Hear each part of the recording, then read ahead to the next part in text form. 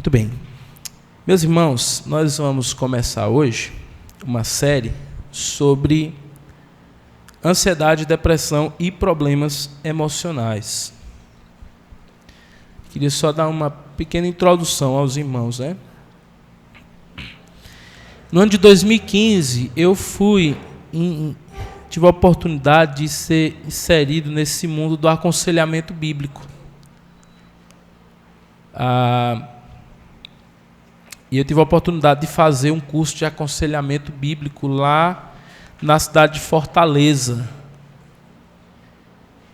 E eu ali, nos meus estudos, eu descobri que a Bíblia, ela fala profundamente a respeito desses temas. E que nós temos muitas respostas a respeito de problemas emocionais na Bíblia. Por quê? Porque a Bíblia tem todas as respostas. Se a gente cavar, se a gente souber procurar, a palavra de Deus, ela é poderosa. A Bíblia diz o quê? A lei do Senhor é boa, perfeita e restaura. Os irmãos lembram desse versículo? A lei do Senhor, ela é boa, perfeita e restaura. Ninguém lembra? Restaura a alma. A alma. Quando a gente fala de problemas emocionais, a gente está falando de problemas aonde? Na alma. Na alma. Certo? Então nós vamos aproveitar esses próximos domingos para tratar sobre isso. Cada um desses temas, à luz da palavra de Deus. Parece que são temas novos e, de fato, começou a se estudar sobre esses temas muito mais nos dias atuais. Nós temos muito mais informações, tratamentos. Mas esses temas são antigos, né? Eles vêm desde a queda, desde lá de Adão e Eva. Nós temos a presença desses problemas emocionais. E nós vamos falar sobre isso nos próximos domingos. Quero que você abra aí a sua Bíblia no Salmo 42.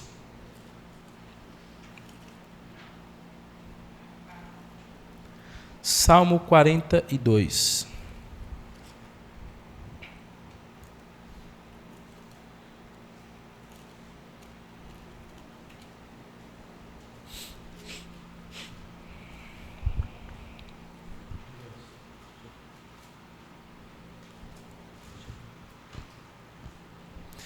Salmo 42, verso 5. O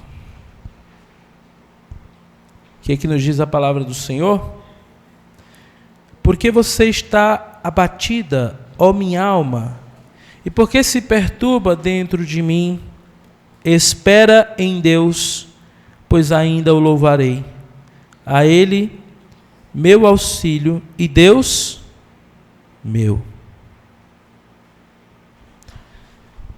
Porque você está abatido, ó minha alma, porque se perturba dentro de mim. Quem escreveu esse livro, irmãos? Foram os filhos de Corá, o Salmo dos filhos de Corá, que eram levitas, né? Eram responsáveis pelo louvor na igreja não, no templo, lá na antiga aliança. E aqui eles vão falar sobre uma alma que está aflita. Quantas vezes na nossa vida nós não já sentimos a nossa alma aflita? Observe o Salmo 42. Acompanhe comigo na sua Bíblia. No versículo 2, ele diz: a minha alma tem sede de Deus. No versículo 3, ele diz: as minhas lágrimas têm sido o meu alimento de dia e de noite. Isso é uma linguagem poética para dizer o quê? Essa pessoa tem andado muito triste, ele tem chorado o tempo inteiro. No versículo 4, ele diz: eu me lembro destas coisas e dentro de mim se derrama a minha alma. Então ele tem uma lembrança do passado, que todas as vezes que essa lembrança vem à tona, o que acontece com ele? Ele fica melancólico, triste, a sua alma se derrama. Há algo no passado do salmista que mexe com as suas emoções. Há algo no passado dele que tem entristecido a sua vida. Quantos de nós, irmãos, não temos sofrido por questões do passado que nos atormentam, que nos angustiam, que tiram a nossa paz? Alguém disse certa vez que a depressão é o lamento pelo passado e a ansiedade é essa tristeza ou tribulação pelo futuro. E muitos de nós estamos sofrendo por isso dentro das igrejas. O meu amigo pastor Natan, os irmãos conhecem ele, eles têm um projeto lá em Teresina, que se chama Casa Hope. Eles alugaram uma casa na frente da igreja e eles reformaram essa casa, fizeram das salas consultórios, fizeram a formação de vários irmãos na igreja e pastores na área de aconselhamento bíblico, e eles atendem pessoas de toda a capital ali no Instituto Hope, na Casa Hope, na área de aconselhamento bíblico. E eles têm recebido pessoas ali com depressão, com ansiedade, com crise de pânico, com vários transtornos emocionais. E o mais interessante é que a grande maioria dessas pessoas que têm procurado ali, ou já frequentaram, ou atualmente são membros de igrejas evangélicas ali na capital. Então não é porque você é crente que você está imunizado a esses problemas emocionais. Na verdade, aqui na nossa igreja há muitos irmãos que lutam com problemas emocionais. E desde o Antigo Testamento nós estamos vendo aqui os filhos de Coré, os levitas que trabalhavam no templo, estão falando a respeito de um servo de Deus que está sofrendo com angústia, com depressão, com tristeza, porque isso é algo que faz parte da experiência humana. No verso 6 ele diz: sinto abatida dentro de mim a minha alma, lembro-me, portanto, de ti nas terras do Jordão, no Hermon e no monte Mizar. Opa, aqui ele revela o que estava causando essa tristeza para esse crente. Era que ele provavelmente estava longe da terra de Israel. Provavelmente esse salmo foi escrito durante o exílio. Então, quando ele se lembra do tempo que ele vivia em Israel, nas cidades de Israel, que ele louvava ao Senhor, aquilo traz o quê? Tristeza ao seu coração. É um problema emocional. Certo? Então, irmãos, o que eu quero, e o objetivo dessa nossa aula aqui hoje, é que ao sair daqui a gente seja capaz de reconhecer que o sofrimento emocional não é incompatível com a vida cristã. Que pessoas crentes de verdade podem passar por problemas emocionais. E a maioria ou já passaram, ou estão passando, ou vão passar por problemas emocionais. Identificar que a Bíblia trata essas emoções humanas. Então, olha, eu quero dizer para você o seguinte: a palavra de Deus, ela é um remédio para a nossa alma. A palavra de Deus é um instrumento de Deus para a restauração da alma do crente e daqueles que têm sofrido. Compreender que nem todo sofrimento emocional é consequência do pecado pessoal. O que eu quero dizer com isso? Há muitas igrejas em que, se você diz assim: olha, eu estou lidando com uma ansiedade, eu estou lidando com um problema de depressão ou com alguma crise, diretamente o que a pessoa fala? O pastor, muitas vezes, ou alguém da igreja: você está em pecado. Ou então vai dizer assim: você não tem fé. É porque você não tem fé, é por isso que você está passando por isso. Então a pessoa, além de lidar com os problemas emocionais, ela ainda tem que lidar com a culpa que a igreja, que os pastores jogaram sobre ela, porque não souberam lidar biblicamente com aquele problema e já fecham um diagnóstico. Ou é pecado ou é falta de fé. A gente vai aprender que pode ser, mas na maioria das vezes nem é. Irmã Mônica. Olha aí, então muitas vezes vão explicar a depressão como sendo algo, o demônio está em você. Já pensou, irmãos, quando Elias estava lá no deserto, chorando e clamando a Deus que tirasse a vida dele. Aí Deus envia um anjo, o anjo chega lá e acorda Elias e diz assim: eu vim aqui expulsar o demônio que está dentro de você. É isso que ele faz? Ele vem tratar o servo de Deus. Então nós vamos aprender a lidar biblicamente com isso, irmãos. Vamos aprender que nem sempre é falta de fé e pecado. Pode ser? Pode. É uma das causas.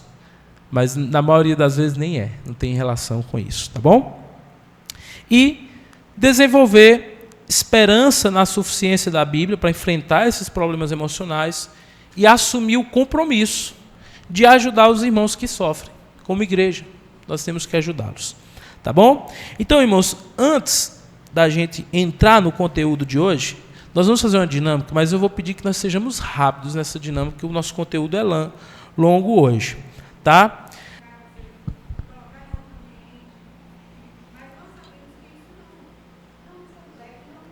Só Jesus. Amém. Amém, meus irmãos. Então, o que nós vemos com essas participações dos irmãos? A primeira coisa que a gente aprende é que, o que fica muito claro é que o mundo normalmente tem uma resposta e a palavra de Deus tem outra resposta. Então, são respostas diferentes ao mesmo problema.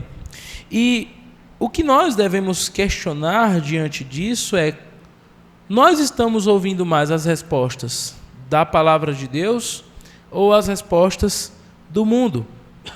É aquilo que o mundo oferece como sendo a solução para esses problemas. Queridos, nós vivemos em uma geração que é muito marcada pelo sofrimento emocional. Muito marcada. Alguns anos atrás, eu não sei se os irmãos se lembram, eu compartilhei um cartaz, né? Estava fazendo aconselhamento nessa área. E aí muitas pessoas da cidade me procuraram. Eu recebi aqui no gabinete pessoas. E dessas pessoas que eu recebi, pessoas de todas as classes sociais. Ricos e pobres. Pessoas de todas as faixas etárias. Adolescentes e idosos. Então, veja, é um problema que tem trazido aflição para todas as pessoas. E é interessante que quanto mais o mundo aponta para isso, olha, se entrega aos prazeres, busca se aproveitar da tua vida, vai para a festa, viaja. Então, tudo isso é maravilhoso, tudo isso é muito bom. A gente sabe que é bom, mas quando a gente olha para os números, é comprovado, irmãos, que alguns dos países com maiores índices de depressão, de suicídio, são os países mais ricos do mundo. Então, essas coisas não têm resolvido o problema emocional das pessoas. Essas coisas não têm trazido a solução para o sofrimento das pessoas. Nunca houve tantos recursos tecnológicos, acesso à informação, conforto material e entretenimento. Mas ainda assim, ansiedade, depressão, crise de identidade, medo e desesperança tornam-se cada vez mais frequentes. E nós, como igreja, estamos preparados para lidar com isso? Primeiro, estamos preparados para lidar quando nós passarmos por essas coisas? Porque nós vamos passar. A nossa alma, ela é inquieta, vem as crises de ansiedade, vem a angústia. Como que nós vamos lidar com isso? E segundo, nós estamos preparados para quando outras pessoas chegarem à igreja pedindo auxílio, pedindo ajuda com esses problemas? Infelizmente, meus irmãos, existem dois extremos dentro da igreja. Eu cheguei a essa conclusão. O primeiro extremo é aquele extremo que diz assim, olha, a depressão, a ansiedade e os distúrbios emocionais não diz respeito à fé, não diz respeito à igreja, não é espiritual. Isso está no campo da mente. Então precisa procurar quem? Psicólogo, psiquiatra, os especialistas. Então, a igreja hoje, meus irmãos, muitas igrejas abriram mão totalmente de ajudar essas pessoas. Já procuram diretamente os especialistas. Esse é o primeiro extremo. O segundo extremo é aquela igreja que diz assim, não, medicina, psicologia, isso não serve para nada. Tudo é espiritual. Então é demônio, é pecado, é isso, é aquilo. Então são dois extremos, os irmãos entendem? E nenhum extremo desses é saudável. Nós não podemos demonizar a ciência que está aí para ajudar e que é fruto da graça comum de Deus na vida do ser humano, mas a gente também não pode, como igreja, dizer, não, nós não temos o que oferecer a essas pessoas. Nós temos, são problemas da alma, e a Bíblia diz que a palavra de Deus é boa, é perfeita e restaura a alma. Nós cremos que o Evangelho, a igreja, a palavra de Deus, ela é poderosa por meio de Jesus para transformar a vida dessas pessoas. Os irmãos estavam no último batismo.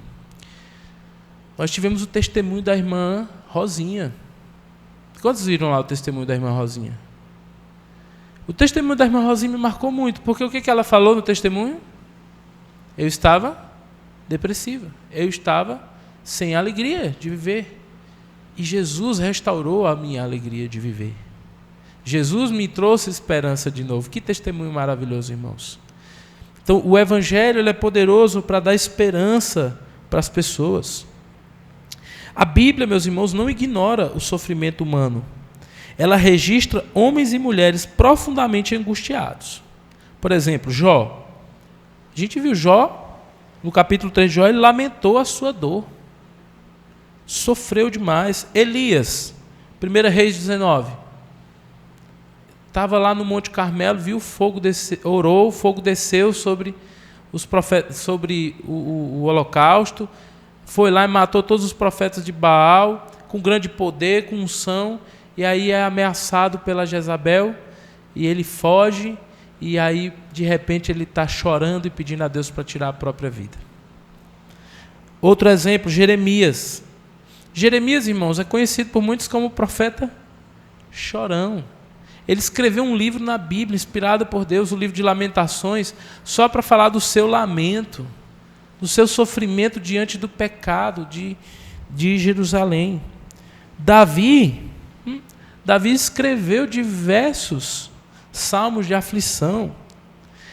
Tem um salmo de Davi que ele diz assim, olha, as minhas lágrimas, a minha cama ficou como um rio, de tanto que ele sofreu ali em momentos difíceis da sua vida. Certo? O próprio Senhor Jesus, os irmãos se lembram, o que ele diz lá em Mateus 26, 38? Ele diz o quê? Está bem aí na lição. A minha alma está profundamente triste até a morte. Veja, Jesus passou por um momento de profunda tristeza. Jesus teve pecado? Tinha pecado em Jesus, irmãos? Não. Essa é uma doutrina basilar do cristianismo. Jesus não pecou. Jesus foi santo, correto, íntegro em tudo o que fez. E mesmo assim, Jesus diz aqui, ó, minha alma está profundamente triste até a morte. Meus irmãos, então a Bíblia ela não descarta o sofrimento como parte da existência humana.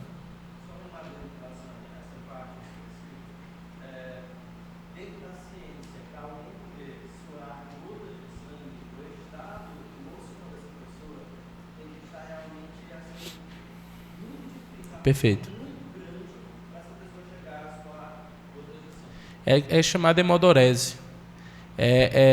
A hemodorese, que foi o que Jesus passou, né, suar gotas de sangue, é um estado muito raro na fisiologia humana. E somente o nível de estresse, que o irmão está falando, muito alto, pode levar uma pessoa a passar por isso. Então Jesus ele sofreu o que muitos de nós sofremos e num estado muito maior, né? Então, meus irmãos, ao mesmo tempo que a Bíblia nunca diz assim, olha, não existe sofrimento, você é crente. Os irmãos se lembram? No início dos anos 2000, a Universal, ela lançou um slogan na televisão. Qual era o slogan? Pare. Quem se lembra disso? Pare de sofrer. Era o slogan da Universal. Por isso que nós não consideramos lá como uma igreja evangélica. Porque onde que está no Evangelho isso? Pare de sofrer. Então, eu entreguei minha vida para Jesus, agora toda a minha vida vai dar certo, tudo vai acontecer do jeito que eu quero. Não, a Bíblia não promete isso. Jesus disse, no mundo vocês terão aflições. Então, a Bíblia ela não descarta o sofrimento. Por outro lado, a Bíblia nunca apresenta o homem apenas como uma vítima das circunstâncias. Não. Ela revela que nossas emoções estão intimamente ligadas ao coração. Olha só. Que é o centro dos pensamentos, desejos, crenças e adoração. A palavra de Deus é suficiente para orientar, corrigir, consolar e transformar o homem interior. Assim, nesta série nós aprenderemos que existe esperança verdadeira para quem sofre, pois Deus não apenas conhece nossas dores, mas também oferece recursos suficientes para que nós possamos enfrentá-las. Então a palavra de Deus nos mostra como nós devemos fazer. E aí eu queria trazer isso aqui em alguns pontos do pouco tempo que nós temos. Em primeiro lugar, o sofrimento emocional é uma realidade no mundo caído. Na teologia cristã, se você pensa assim, olha, o que nós chamamos de a visão de mundo cristã, ela ensina que toda a visão do mundo ela é dividida em 4 momentos. 4 momentos. Criação, queda, redenção e glorificação. A criação é Deus criou todas as coisas boas. A queda diz o quê? O pecado entrou no mundo e por isso todas as coisas se perverteram e o mundo é mau. A redenção diz Deus amou o seu filho, Deus amou o mundo de tal maneira que enviou o seu filho para morrer e redimir a humanidade e o mundo caído. E a glorificação diz o quê? Todo aquele que crê em Jesus, esse mesmo Jesus um dia voltará para buscá-los e ele vai fazer novas todas as coisas. Então, toda a visão de mundo cristã está resumida nesses 4 pontos. Criação, queda, redenção e glorificação. E nós precisamos entender isso. Por quê? Porque esses problemas emocionais, eles existem por causa do quê? Da queda. Então, o ser humano e a criação está quebrado. Por causa da entrada do pecado no mundo, as coisas não são mais como eram antes. Você acha que no Éden, no paraíso, havia depressão? Havia ansiedade? Não. No reino dos céus, quando a gente estiver no reino dos céus, vai haver essas coisas? Não. Essas coisas são coisas de um mundo caído em que nós vivemos. Um mundo que necessita de redenção, que necessita de Jesus. Porque Jesus um dia virá. É interessante que o apóstolo João, na visão de Apocalipse, ele escreve a profecia que diz o quê? E ele enxugará dos olhos todas as lágrimas. O que ele quer dizer com isso? Todo sofrimento humano findará quando? Na vinda de Jesus. Não haverá mais sofrimento neste mundo. Neste mundo não. Na criação de Deus não. Haverá no inferno, naqueles que rejeitaram a palavra de Deus. Mas nos céus, para aqueles que creram no Senhor, não haverá mais sofrimento. Não haverá mais dor. A solução está em Jesus. A solução está em Jesus. E nesse mundo caído, não é possível não sofrer. Os homens de Deus, as mulheres de Deus mais piedosos que já pisaram nessa terra, sofreram. O nosso Senhor Jesus sofreu. Antes da queda não havia medo, culpa, vergonha, ansiedade ou tristeza. O homem vivia em perfeita comunhão com Deus, consigo mesmo, com o próximo, com toda a criação. Mas o pecado rompeu essa harmonia. Quando Adão pecou, toda a criação foi afetada. O sofrimento entrou no mundo não apenas fisicamente, mas também emocionalmente. Vamos lá, abram aí a Bíblia de vocês, deixem as Bíblias abertas em Gênesis 3. Olha só as consequências do pecado na raça humana. Gênesis 3. Eu vou citando os versículos, quem encontrar pode ler em voz alta. Tá bom? Gênesis 3:10. Alguém lê em voz alta. Tem aqui no projetor também. Opa, medo. Onde que surge o medo? Em Gênesis 3. Não havia medo antes da queda. Então, o medo é consequência do quê? Do pecado. Quando chega uma pessoa profundamente abalada emocionalmente, com crise de pânico, desesperada, com medo, você sabe que aquilo é consequência de um mundo caído. O pecado trouxe a consequência do medo. Gênesis 3, 7.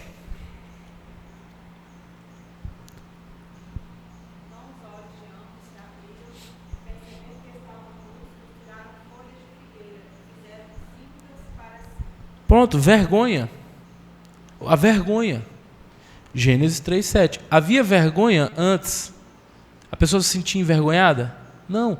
Quantas pessoas hoje, adolescentes, irmãos, com crise de ansiedade, deprimidos, porque se sentem envergonhadas, não estão bem com sua aparência. Isso existia antes da queda? Isso é consequência do pecado. É consequência da entrada do pecado na humanidade. Isso não existia antes do pecado. Gênesis 3, 12.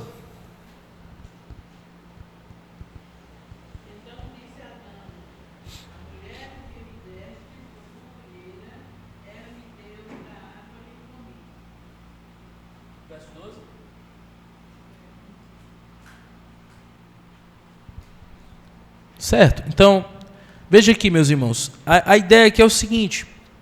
O versículo, o contexto nos mostra melhor. Quando Adão ouviu a voz do Senhor, ele se escondeu. Primeiro, a culpa.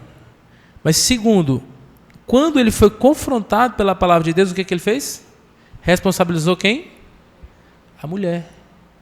Ou seja, a pessoa que autocomiseração, vítima das circunstâncias, ninguém gosta de mim, a culpa do que eu estou passando é dos outros, isso tudo acontece depois do pecado. Isso não existia antes do pecado.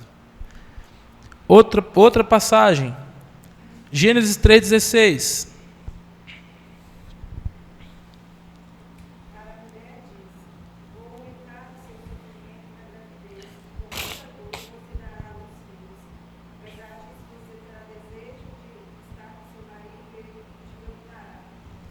Então há uma promessa aqui que haverá um conflito entre quem? Entre o marido e a mulher.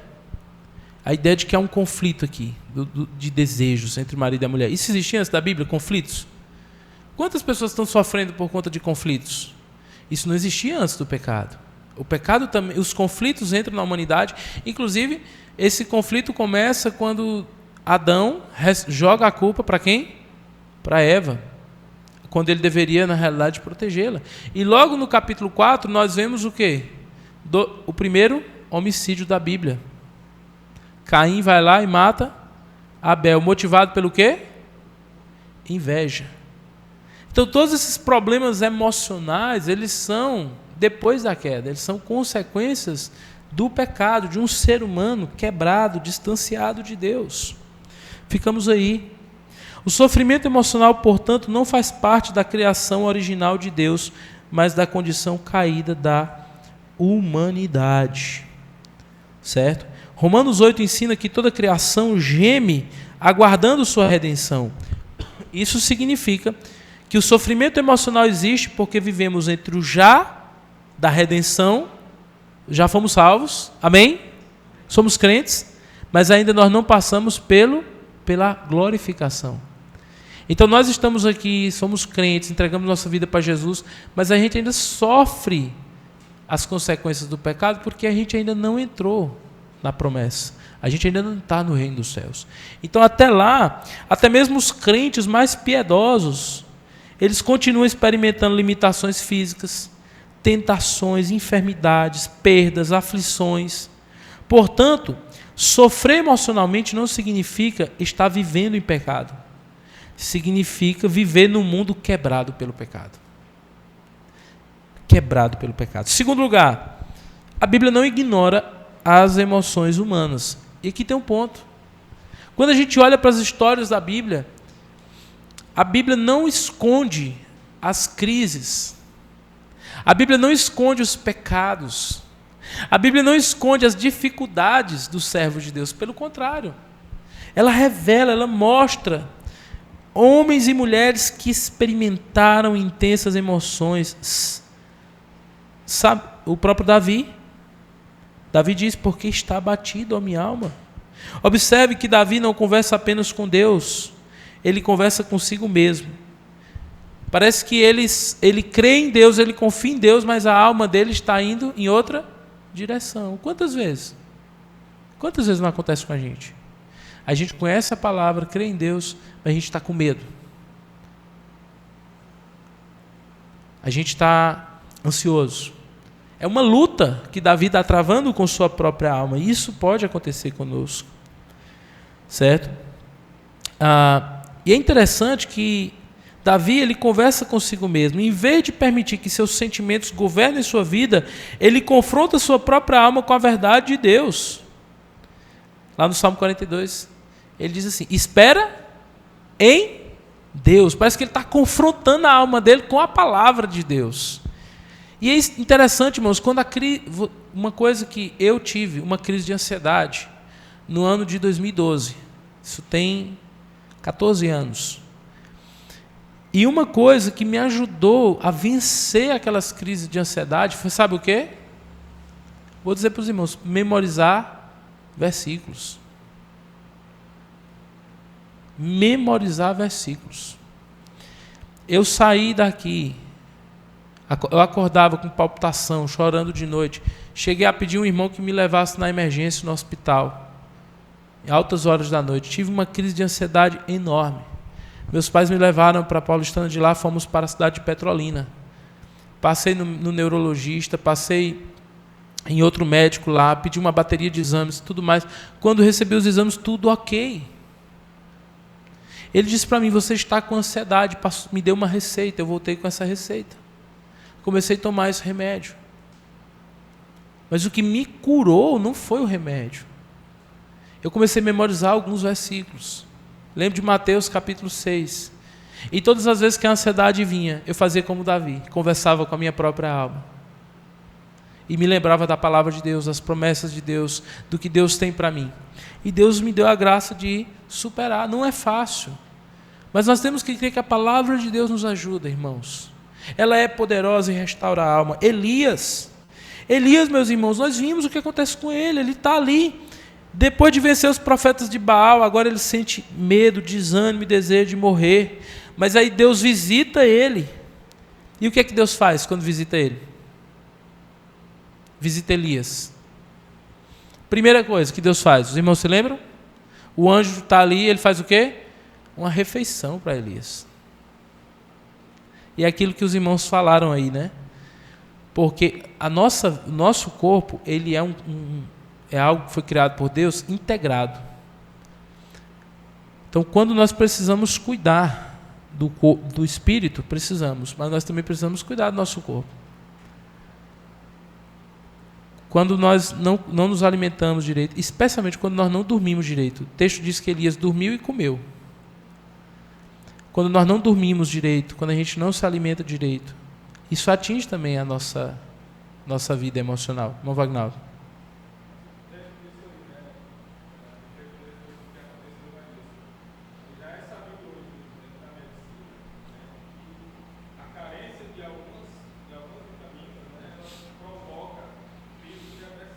Sim.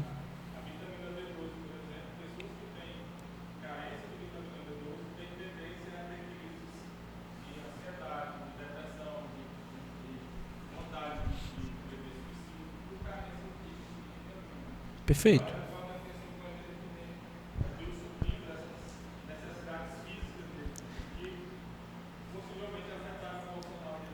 Eu vou dar um exemplo para os irmãos. Então, assim, há situações, por exemplo, em relação à depressão, há situações que elas são diretamente ligadas a deficiências nutricionais e hormonais. Eu vou dar um exemplo para os irmãos que aconteceu com a minha esposa, que é a questão da depressão pós-parto. Nós passamos por um momento muito difícil. E eu tinha a convicção de que ali não era minha esposa. Mas por quê? Mudanças gigantescas hormonais alteraram. Foi um momento muito difícil, mas com o tempo Deus foi dando graça e aquilo foi passando. Certo? Então, alimentação, os cuidados com a saúde, isso tudo é muito importante. Ajuda a cuidar da alma. O sono, isso aí tem muitos estudos sobre isso. As pessoas que não dormem direito, elas aumentam em 100%, 100%, 200% a possibilidade de ter um problema emocional. Você pode ver que normalmente crises psicológicas muitas vezes têm relação com o quê? Ausência de sono. Primeira coisa que a pessoa acontece, para de dormir. A gente tem que cuidar disso também. A nossa alma precisa descansar. E o descanso vem através do quê? Do sono. Quando nós estamos descansados, a gente vive mais estressado, mais ansioso, mais deprimido. É ou não é? Faz sentido? Porque o sono não é só o descanso do corpo. O sono é o descanso da alma também. Muito bem. Então, a Bíblia não ignora as emoções, tá? Como a gente já viu aí. E, em terceiro lugar, eu queria falar sobre a raiz e as diferentes causas. Eu não vou entrar aqui, irmãos, em questões técnicas, eu não sou médico. Eu vou falar aqui sobre as causas à luz da palavra de Deus. O que causa tristeza, problemas emocionais no ser humano? E eu identifiquei aqui, nas minhas pesquisas e leituras, 4 coisas que causam sofrimento emocional. Alguém poderia ler só o primeiro ponto aí? O que causa sofrimento emocional? Vamos lá, 3.1.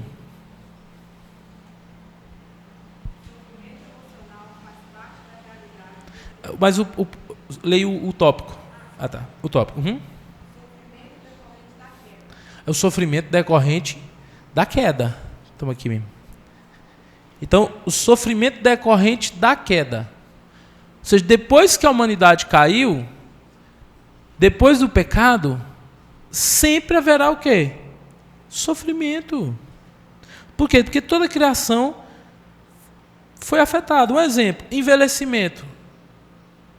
Doenças. Isso existia antes da queda? Não. Isso traz sofrimento? Sim. Uma criança que nasce com deficiência física, essa criança vai sofrer? Vai. E isso é decorrente de quê? Da queda, de uma humanidade caída. Então, desastres naturais geram sofrimento? Por exemplo, aqui no Nordeste, seca, gera sofrimento? Meu Deus, eu vi, irmãos, lá na minha cidade, no Edberto, eu vi lá tem uma planta chamada macambira, que é uma planta espinhosa. Eu vi pessoas queimavam aquela planta, ela tinha uma cebola embaixo. Arrancavam ali e cortavam para fazer refeição para os filhos. A seca traz sofrimento.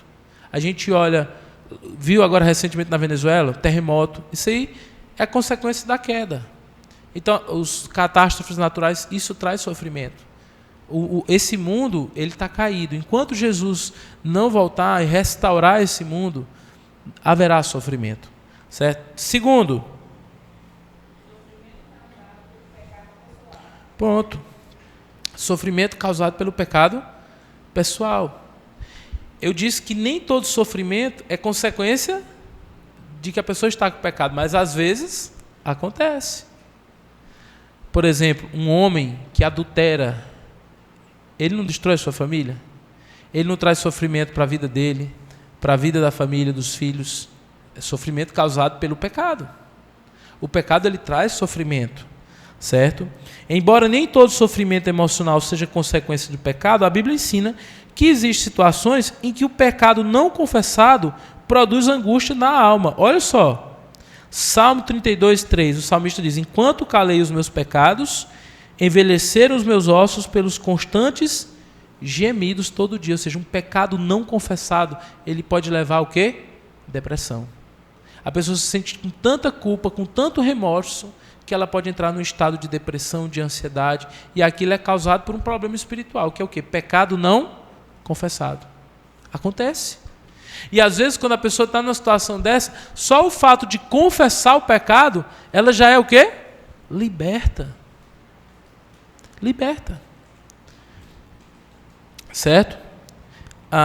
Eu conheço uma pessoa lá na minha cidade que ela sofreu por anos falta de perdão, tinha ansiedade, sentia tremores, não dormia direito. Quando ela via a pessoa que ela tinha amargura, o dia acabava, chegava até a adoecer. Pela graça de Deus, nos últimos anos aí, ela perdoou a pessoa. E ela diz, olha, aqueles problemas sumiram da minha vida. O que estava causando os problemas emocionais? Falta de perdão. Porque a alma estava sofrendo pelo remorso. Acontece. Outra causa, terceiro ponto. Sofrimento provocado pelos pecados dos outros. Ainda tem isso. Aí a irmãzinha chega lá na igreja, depressão, ansiedade, chega em casa, o marido bate, o marido trai, o marido bebe, coitada, está sofrendo, e aí o pastor ainda diz para ela, não, sua depressão é falta de fé e pecado. Ela está sofrendo pelos pecados dela? Não. Ela está sofrendo por causa dos pecados de outra pessoa. Isso pode acontecer também. E a gente vê isso na Bíblia. Por exemplo, a família de Davi. O filho de Davi com Betseba morreu. Isso foi consequência do pecado de quem? De Davi, que atingiu toda a família. Toda a família sofreu com aquele pecado. Na verdade, todo o reino de Israel sofreu com o pecado de Davi. Às vezes, tem pessoas sofrendo com depressão. Por quê? Por causa... Quantas, às vezes, casamentos devastados pelo adultério. E a pessoa não consegue sair da depressão. Por quê? Foi o pecado dela? Não, foi o pecado do cônjuge, que gerou sofrimento nela. Isso pode acontecer, né? E a gente vê isso. Diversos exemplos na Bíblia. Por exemplo, José. José sofreu? Sim. Consequência dos pecados dele? Não. De quem? Dos irmãos. Jó perdeu seus bens, seus filhos, sua saúde.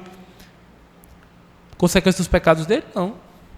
Não era questão de pecado próprio. Então, nem sempre é o pecado da pessoa. E por fim, ponto 4.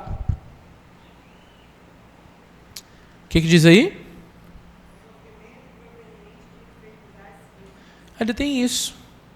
Às vezes o sofrimento ele é proveniente de quê? De enfermidades físicas. Você já conversou com alguém que tem uma doença crônica? O quanto que essa pessoa sofre? Tem pessoas que muitas vezes entram numa depressão, ansiedade, mas às vezes você pode observar que aquilo está ligado a um problema físico. O que há uma pessoa lidar, por exemplo, com crises contínuas de enxaqueca. Imagina, irmãos, uma família que tem que nem eu já vi, uma mulher de 30 anos, tendo que cuidar do seu marido de 32 anos, tetraplégico, dentro de casa, com 3 filhos pequenos. E aí, isso aí pode ou não pode gerar problemas emocionais enormes? Pode. Então, irmãos, tudo isso gera sofrimento.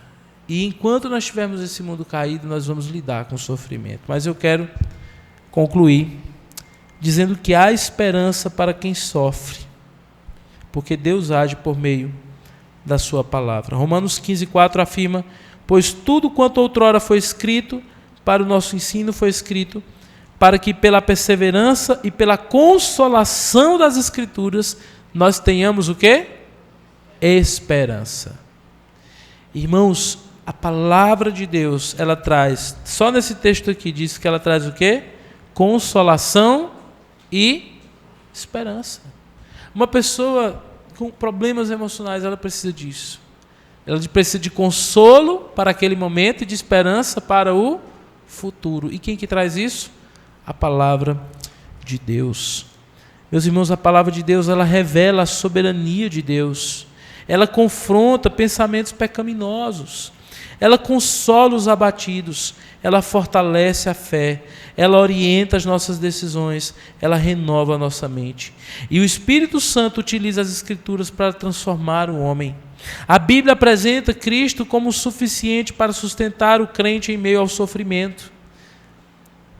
Romanos 8 encerra com uma das maiores declarações de esperança em toda a Bíblia. Quando ele diz, quem já leu aqui Romanos 8 sabe, ele fala de todas as provações que o crente passa. E lá no final ele diz o quê? Mas em todas estas coisas somos mais que vencedores por meio daquele que nos amou. Ele não nos abandona, ele está conosco. Em Romanos 8:18, Paulo também diz o quê? Eu tenho por certo que o sofrimento do tempo presente não pode se comparar com a glória que há de ser revelada em nós. Deus tem um propósito, meu irmão. Você que tem lidado com ansiedade, você que tem lidado com depressão, você que tem lidado com medos, você que tem lidado com angústias da alma, saiba de uma coisa, o Senhor é com você. Há esperança para a sua vida. Busque a Deus, ore. Hoje nós estamos apresentando que o sofrimento faz parte, mas que Deus é a solução. E nas próximas aulas a gente vai falar mais diretamente sobre ansiedade, sobre esses outros pontos, à luz da palavra de Deus. Mas eu quero dizer para você, há consolo e há esperança no Senhor. A nossa esperança, meus irmãos, não está na ausência do sofrimento, mas na presença constante do Senhor na nossa vida. No Salmo 23, o salmista diz, ainda que eu ande pelo vale da sombra da morte, não temerei mal algum, porque o Senhor está conosco. Veja, a Bíblia nunca diz que você não vai passar pelo vale da sombra da morte, mas a Bíblia promete que lá no vale o Senhor estará com você. A Bíblia promete que nos momentos de decisões difíceis, de angústia, naquelas noites que você não encontra sono, o Senhor, Ele estará com você.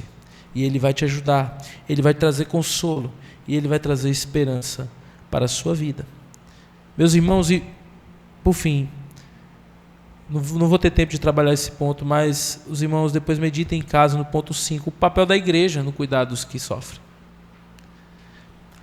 Nós temos o chamado de Deus também para ajudar aqueles irmãos que estão sofrendo. Gálatas 6:2 diz, levai as cargas uns dos outros, e assim cumprirei a lei de Cristo. Romanos 12:15 diz, alegrai-vos com os que se alegram e chorai com os que choram. Alegrar com os que se alegram é mais fácil, né? Mas a Bíblia também diz que nós temos que estar com esses irmãos nos momentos difíceis. O cuidado cristão envolve, vamos lá, o que envolve? Só para concluir, irmãos, podem ler para mim? O que a gente tem que fazer com essas pessoas? Vamos lá. Primeiro, ouvir com amor e paciência. Segundo, falar a verdade em amor. Terceiro, orar com a pessoa, pela pessoa. Quarto, lembra das promessas de Deus, encoraja, anima. Próximo. Exortar. Se o sofrimento é decorrente do pecado, tem que exortar, mas até a maneira de exortar. Gálatas 6:1 diz o quê? Se algum irmão for pego em pecado, vós que sois espirituais, corrige com espírito de brandura. Não é aquela correção que você chega com o pé na goela da pessoa. A pessoa já está deprimido, já está angustiado, já não está bem. É aquela correção em amor. E por fim, caminhar ao lado do irmão durante o processo de restauração. É difícil. Olha, vamos ficar de pé para a gente orar ao Senhor? Nessa crise que eu já tive de ansiedade, Deus usou uma irmã. Ela nem morava aqui em Bom Jesus, mas foi uma irmã que Deus usou e que me ajudou muito. Ela já tinha sofrido com esses problemas e ela me ajudou muito, orava por mim, compartilhou textos da palavra de Deus. Então, quando você vê que alguém está passando por uma situação assim perto de você, ore por essa, comece orando, compartilha da palavra. Deus deseja usar a sua vida para ajudar os irmãos que sofrem. Amém?